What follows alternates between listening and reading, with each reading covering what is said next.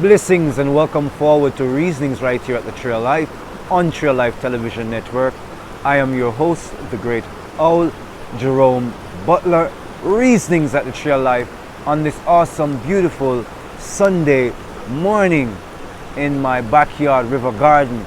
Just want to give thanks for the presence of Yeshua Mashiach and the Holy Elohim. We want to give thanks for the presence of your company sharing with me in this moment, with the Holy Essence in this moment, with us in this moment. We want to give thanks for your presence in however you find yourself, whenever you find yourself partaking of this video or sharing in this moment. I try my absolute best to ensure that my videos are in the natural environment as best as it is possible, that it will be in a good moment in the environment, and I would also be in a good moment in my spirit, so things can harmonize and things can have a singularity of harmonization. I want to give thanks for that. It is another wonderful moment to ask some questions or to relate on some statements or to concur on the evidence of the laws of existence, to correlate, to come to some commonality of understanding in our myriad experiences. Our belief systems are one avenue to examine existence. However, within our belief systems, if they are actually rooted in truth, there should be the acceptance and the overstanding or the understanding of the laws of existence that will not change based upon a person's thoughts about it or a person's non-thoughts about it. That these laws are indisputable, inexplicable, undeniable, that they're absolute and fundamental, and that they're also eternal. And as such, once you engage in these laws, the outcomes are fixed along a pattern of design. And once you engage these laws, you engage the very functionality and facetry of the experience. Actually, you break it down into formula, into formulative, into a formulation to then formulate, to then manifest. We, through understanding of these laws, arrange our experiences in concordance with these laws. So the first one, I think I'm probably going to do a series, because some people say 9 fundamental laws, 9 fundamental archetypes, 7 fundamental laws, 7 fundamental archetypes. Well, I'll probably do it from the 9 perspectives, but today I'm just going to look at one. But this one, make no mistake, it is very deep and connects back to a lot of the perceptions we have of reality, pardon me, that lead us sometimes in the wrong direction. It is very much concentrated around this law. And this is the law of opposites. Now, we all understand that everything has, in its atomic nature, its opposite. It's positive and negative, as we have terms it, right? Or good and bad, or good and evil, right? Positive and negative, true and false, right? The laws of opposites. And from the law of opposites we get opposition, the idea of two separate entities or two separate points in the experience of the entity. The opposing poles, opposing views, or polarization, polarity, extremities. No, if your belief system is based in the most extreme, let's say good for you would tantamount to be the causality of all existence. Hallelujah. And as such, being the causality or the essence of the existence, you would put your trust in the understanding that everything good ought to bring a good outcome. Hallelujah. But sometimes the good that you apply brings its opposite, which in of itself gives the good its dimensionality. Because without that opposite, without that otherness, in actuality or in perceptivity or in experience, there's no way you would be able to know. There's no way we would be able to know that there is, to know and acknowledge that there is a opposite or something that is similar but different. We would not be able to quantify what that means if we didn't have an experience of it. So if our philosophies or belief or ways of life or religious outlook is based in good, then our entire perception of that good is reinforced by a counterbalancing bad experience, bad outcomes, bad vibrations, bad aura, disharmony. If the good then would be, well, we come into that harmony, which would mean a sense of bringing those polarity to an equanimity, which we will call the middle way, or the true way of the true believer, which is love, in the philosophical and in, thought, ideation, psychomatics, behaviors. To be loving is the equanimity of both poles. But here, before we get to that, so because we are saying good, being met with bad, and more bad, also with good, because like does meet like. However, because we are being met with bad or the opposite of the design or the desire of an activity or an action or a thought, then we recognize that, there is something real about the fact that there is this other thing that is not, as we think, beneficial, but at the same time it gives benefit to the value of our experience. Because again, if we are saying good is the outcome or good is the desired outcome, the fact that we are met with bad reinforces the true nature of good being its own living, hallelujah, vibrational entity, Hashem. And such, because bad is reinforced by the presence of good, one now knows opposites are real. If you take it from the side of the negative or the bad, you can also see that people who have these crazed, psychopathic, I would say nihilistic thoughts upon the earth or upon the experience of earth life, they would rather control all of the earth, they'd rather control all of the life, they'd rather use all of the life to their desire.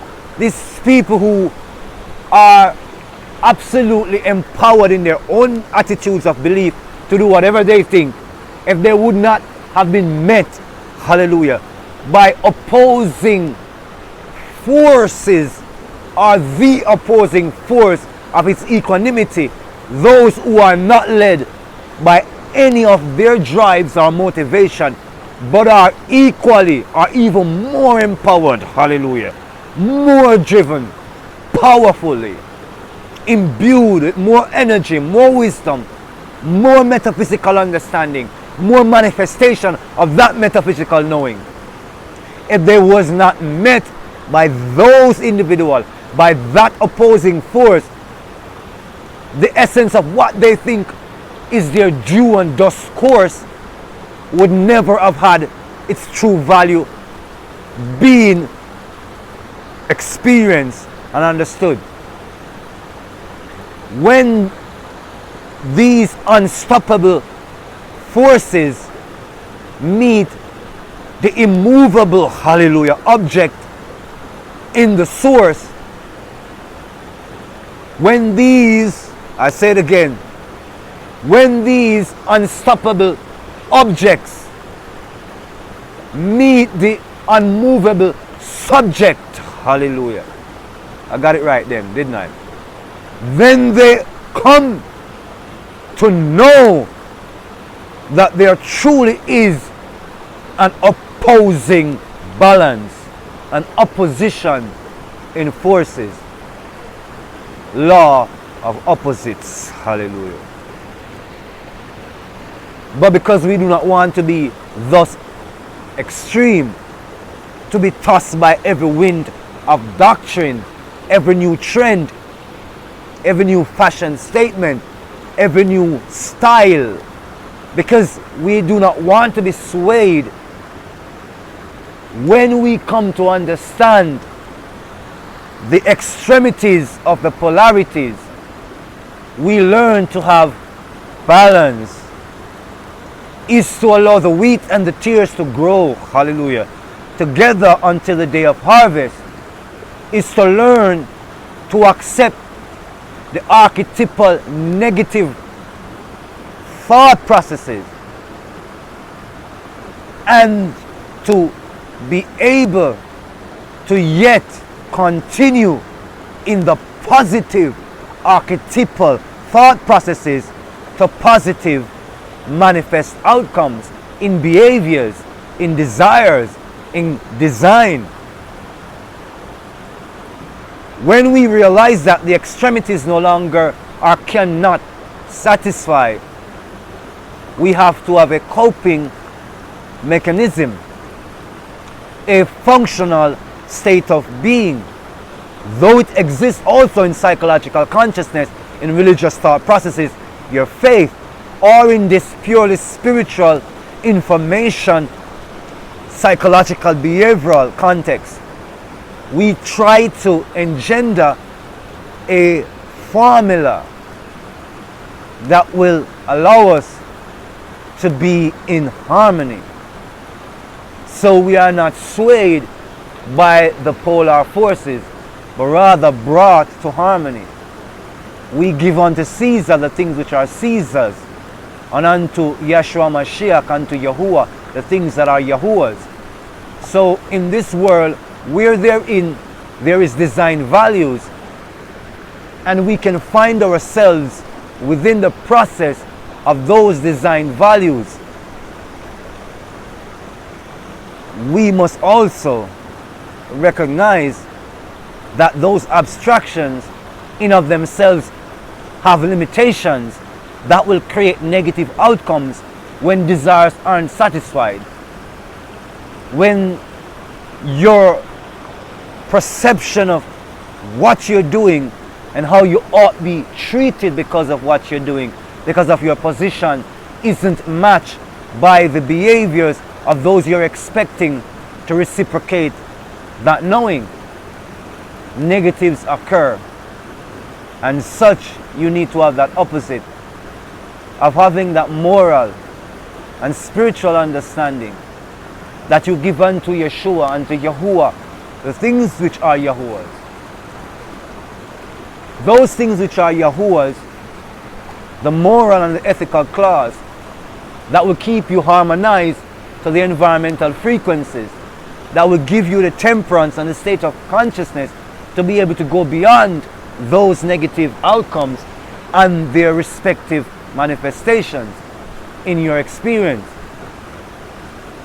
Having the faith developed through that true connection with the Most High will give you that fuel you need in the moral and ethical to balance the material, so that you can work through moral and ethical means to achieve, a balanced material outcome. This formula is engendered in faith, but it's not good to be so heavily minded you are no earthly good, or so earthly minded, Haba, you are no heavenly good. Striking that equanimity of experience is essential. In the fact that I'm even speaking about opposites, and I'm trying to keep absolute calmness, in a sense trying to deny the activities, because notice before you see me look away, right? And you see me look in two different directions. Well, let me explain. Well, I am here, a singular entity, hallelujah, in manifest form. Remember I tell you about opposites. There's another frequency here, hey, that is not manifest in form. That does not want me to use the space to speak these things. It's always been discouraging to me. But I find comfort being in the natural environment. So it manifested as a bamboo, you know, like the shaft. There's a little piece of the bamboo that falls off, you know, that separates like a piece of the stem. The spirit embodied itself in it. And in the spirit, I saw the creature, the being. But when I looked, I saw the thing fell. It was supposed to distract me. But I kept on it. It didn't work. But then the opposite, it came on this side. Right? And it made a sound as a human being. Hey. But I know again, physically, biologically, I am here alone. But in vibrational, polar opposite, there are other entities, hallelujah, that are here. And not all those entities are in congregance of the goodness I am trying to espouse through these videos. But obviously I'm not being stopped. Acknowledging it gives freedom. It's like acknowledging it to yourself and to the environment makes it known that you are aware, but you will not be swayed. It gives the power of goodness more of a space. Oh yeah, the final point is, and it would not stop. So the point when I became driven to acknowledge it, when it started irritating my face, that's when I was forced to. So the essence of it is acknowledge this negative force, this opposing force. But the harmony is not to cease and desist from the goodness on which you're embarking, on which you're imbued into. That is essential. If you're going to be swayed by the changing of the weather patterns, then you're not going to do anything. If the rain deters you or the snow deters you, then you will not be productive. Hallelujah. When I came here to start my videos, the weather pattern changed like about 10 times. And when I wasn't so strong in my faith or in my discernment, it usually discouraged my spirit and made me lack in focus. And as such, the quality of my presentation was off balance because I was distracted. So being focused is a positive, being distracted is a negative, and therein is the polar opposite. But if I'm focused, then I can be clarified in how I'm relating what I'm relating to you. So when you're coming into the middle way, the way that faith is engendering in you a functionality, a practice, a spirituality, a behavior that allows you to deal with the negatives and not change the functions of the positives, because those negatives gives actuality of dimensionality to your positives, because of them you can experience the totality or experience more meaningfully your goodness, because you will have to go deeper into it to stay focused, to bring out what you desire, to live the life that you desire, to serve the Most High in a manner that is in sync with your heartfelt dreams, to be a good father, mother, daughter, sister, husband, wife. Face the truth of these opposing forces. Don't be too self-righteous. It's good that you're pursuing righteousness. I know this because I've been through this. I'm going through it. Hallelujah. But don't be so facetious in your own self as to deny the fact that you were also double-minded and also disingenuous and disenchanted, hallelujah, at many points in your experience, even when you thought you were focused. If it hadn't been that truth was actual truth, and love was actual love, and God was actual God, you would not have come out of it. You would have been in the negative pattern, believing, hallelujah, that it was true. You would have continued in unrighteousness, in unconsciousness, thinking you were conscious, unless consciousness had been real. So consciousness is not a thought you tell yourself or an attitude you sell yourself. It is a real, actual thing. Just like good is real and negative or bad is real. Doesn't matter the semantical origin of how we relate it in words. Our cultures, our belief systems, our religion, our state of consciousness, our outlooks on life, our worldview tries to furnish us with some kind of a palatable way to deal with both those opposing forces. Now, in loving relations, they would usually say opposites attract. No, I already said to you about the extremities of polar opposites. So I wouldn't use that as my mantra, even if I'm not believing in mantra. Let's put it the next way. I wouldn't use it as my mission statement. I wouldn't say it would be my foundation stone of relationship ethics to say opposites attract. I would say opposites are harmonized by the extremities of their polarities. But if you are extreme, then I think the opposite in some regard brings a sense of clarity, or certainly of relation, because it's two, a relational understanding to the self. But do I think it is necessary for a relationship that, let's say philosophically, your wife is good, doesn't mean that you should be bad?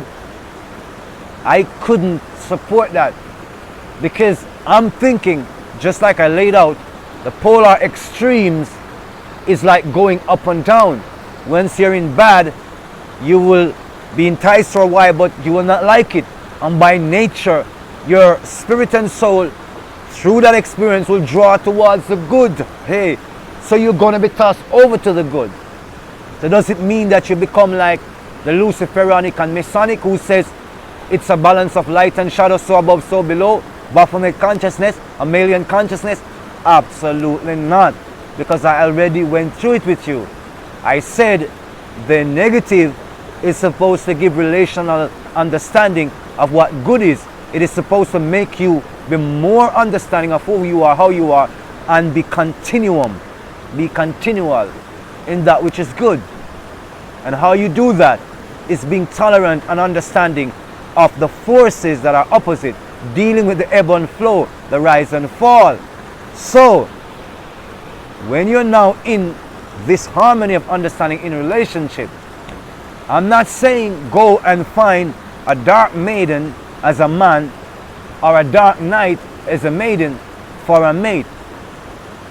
I'm saying those experiences of the darkness will reinforce in you, because they will happen, hallelujah, because they are the extreme, and anytime we are in them, they will happen. If you're in the good, the bad is going to meet you, and vice versa. They are training manuals, training experiences for us to learn how to harmonize.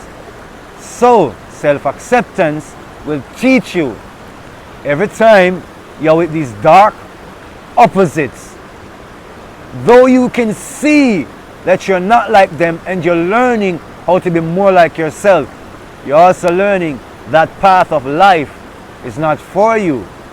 So you learn what is called true harmony. And that's what I didn't want to make harmony being the polarized concept, because you have some atomic people talking about harmony in the polarization. That's nonsense, hey. Absolute nonsense. That's not harmony. Harmony herein exists. You know, because of those bad experiences, that's not where you ought to be, because you know yourself to be good. And such, you need like. You need to be equally yoked to truly accept those who are likewise like yourself, because you now come to know, hallelujah, who and how it is that a good person comes to being and expresses as being, because you would have been through that yourself. You would have seen trying to please another through their attitudes, which are definitely not your attitude, is not going to bring love. But because you see that's how that person is, and it's challenging you, it's showing you why you're becoming dark like them, it's showing you baby, princess, queen, it's showing you king. Be yourself. And if there's light in you, don't hide it. You can't. Let it resonate. So you got to be good. Let them be as they are. Be the goodness that you are. And in that understanding now, you'll have tolerance, you'll have forgiveness. And if that person is also acting out of goodness, then you give them time and space, not expecting anything, just giving them that time and space because of the goodness that you are, that they themselves might abandon the absurdity of badness or darkness or negative or evil and come to the truth and the reassurance of goodness, which is independent of you or I. It's just the state of being. It's the polarity of existence. And when you come into that goodness, you then realize to thrive in a relationship, you need equally yoked, good souls and good beings to be in harmony with you. So in that harmony, you both can be going into the same direction, or change your mind going in one direction and going the other direction. Hallelujah. Because you are of one. Two become one. That's the true harmonization. And it can only happen when you are in the same resonating frequencies and the similitude of behavior. While goodness won't look the same in all individuals, it will definitely feel and vibrate the same. Hallelujah. So a lot of times we are trying to fix it according to this opposite, like she's saying, oh, he's strong and I am weak, so we are balanced. No, you're both weak. Hallelujah. Because you have not encountered the true nature of your being in your opposite nature to accept that which is beneficial. And that which is beneficial is goodness. Hallelujah. But the goodness that is has its resonant opposite to show that it is good. But please don't be stuck in no polarity. Because back to gender, it is a law and it is not an agenda. So because it is law, by nature, there is, hallelujah, harmonization. But by belief, then comes polarization. By attitudes, then comes what? Polarization. How? Because you believe yourself to be good. She believes herself to be bad. Opposites. Polarization. When you're coming together, turbulent relationship. So-called great sex, but no moral depth. No moral rooting. So there is no seeds that is rooted in soil of destiny that you can grow a good family. Yeah, you might have children, but the family is forever split and ruined because you don't agree and you're not on the same wavelength. So because of this polarization in beliefs, in attitudes, well, there you are. And then the absolute nonsense of it about male and female being opposites, when we are only opposites in the polarized alignment, because the soul is one, and that is what we need to understand. Morality and truth acts the same upon the soul. Obviously, the manifestations in biology is going to be a little different because gender is a law. So in its manifest form, you're going to have the male and the female. It's atomic. But they came both from the male and the female. So if you think about it without being clouded, they're both replicating themselves. Males aren't becoming females and females aren't becoming males. They are both replicating themselves. That's what's happening. And by replicating themselves, in understanding that we are human beings, male and female, He created us. Hallelujah. In that harmonization, which is a law itself. That's why when you are equally yoked, the word says you are one, because we are one. It is looking at these extremities to say the woman is extreme of the man and the man is extreme of the woman. Oh, I can't understand him. Really? Really? And your father didn't come together with your mother so that you could come through, so that she could be recreated in you. You carry parts of his genetics, his aura in you, as you. You don't need to be a man to understand a man. You just need to be a woman to overstand a man. Man, you don't need to be a woman to overstand a woman. You just need to be a man. It's a law of gender. There's no agenda there. This nonsense of extreme polarity, opposites attract. Bro, you and her are one. You're already one by nature. Hallelujah. By creation. It's being polarized that causes the problem. I already spoke about where harmonization lies. It's in the middle. It's unequally yoked. And we are only equally yoked in truth and in fact in goodness. Hallelujah.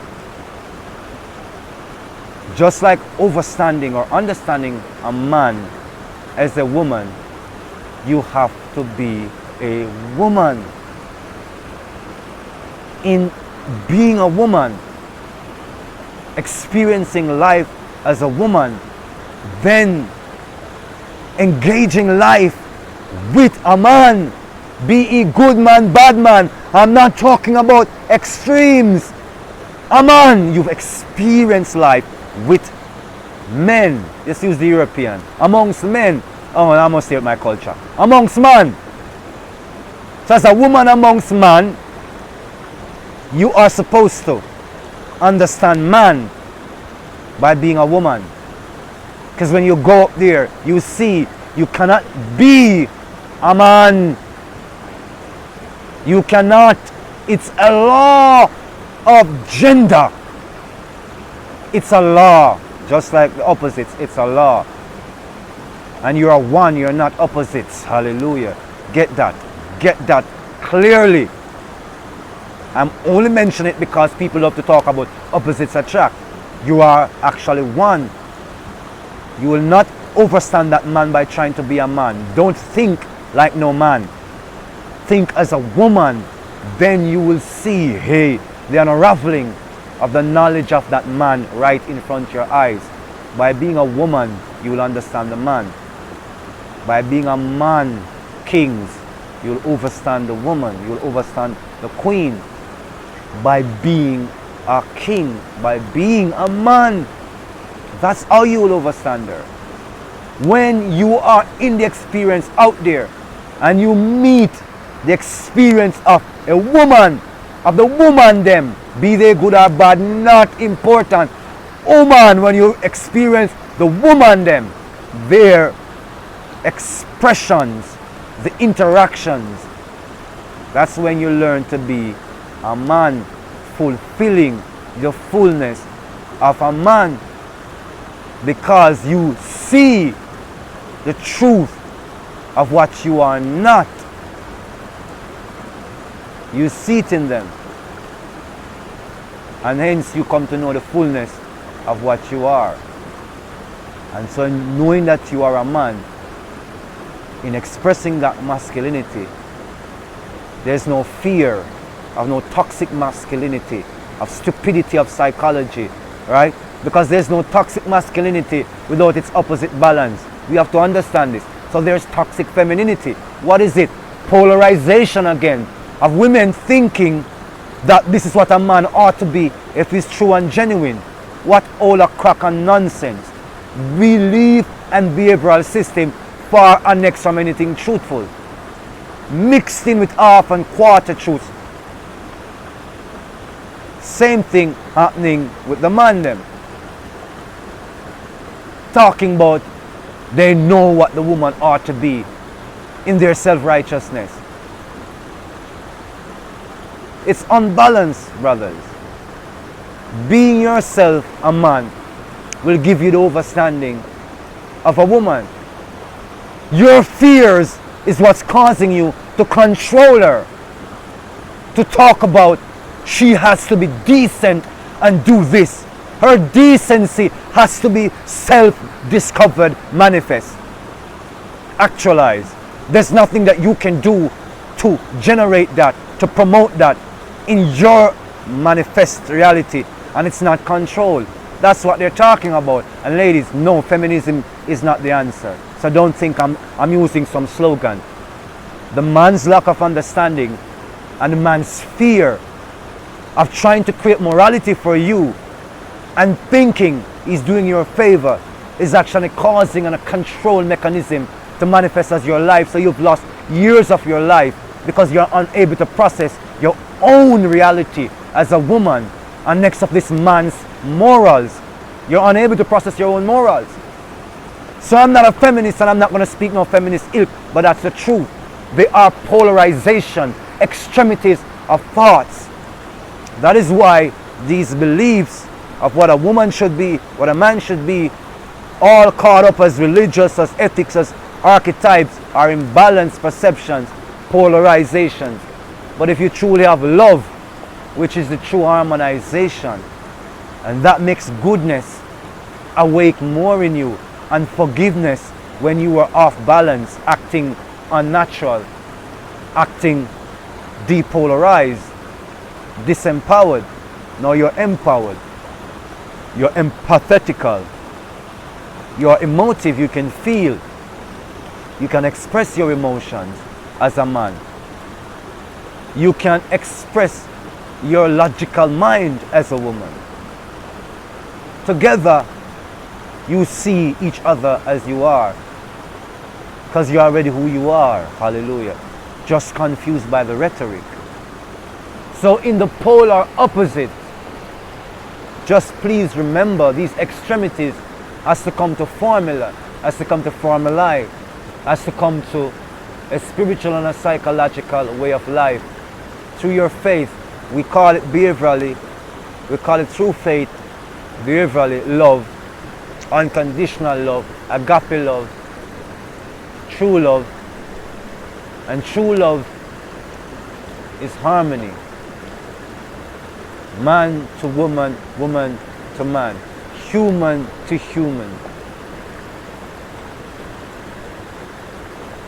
And then you can see and clearly discern what is good from what is evil, what is right from what is wrong. But see how it is that being wrong showed you what was right, and being right showed you what was wrong. Until next time, this has been the Great Owl Reasonings, right here at the Tree of Life in my river garden. Just giving thanks for the harmonization of love and truth that has brought understanding. So we are not broken, destroyed by the negatives in the experience. Like, share, subscribe the Tree of Life Sealer Media experience.